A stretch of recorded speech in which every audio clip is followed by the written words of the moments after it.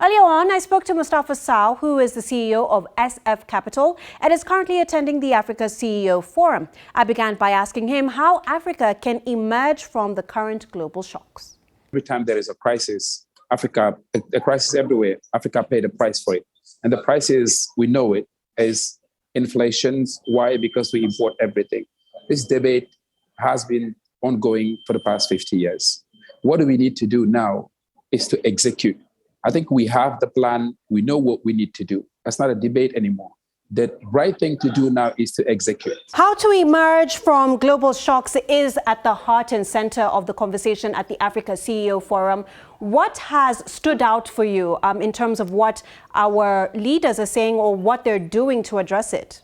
The message has been unanimous in the sense of Africa need to start now producing what it consumes and consume what it produces. That is the debate that all the session I've attended and all the leaders, all the presidents that have spoken. This is the message they are sending. And that comes, of course, with policymakers putting the right policy. We always say this, political will is the most crucial important things, but private sector also has to heavily invest in agriculture. We need to make agriculture a sexy sector. That's what will attract investors, it's mainly African investors, to invest in agriculture. I like how you put it there, because agriculture is often seen by something to be done by old people, and we want the young people to get in. Another sticky point has been debt distress.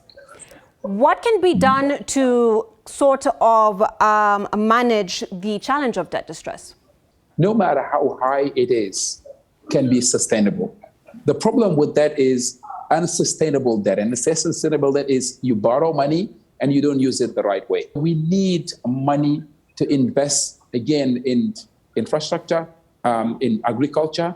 We need to mobilize internal resources across Africa. For us to invest in the short term and expect to result in the long term, we need to borrow. Let's talk about the climate crisis. From the conversations that you're having, do you see any measures being taken? It remains relevant and important, and a lot of efforts have been done. And I think policymakers are continuing to make some effort.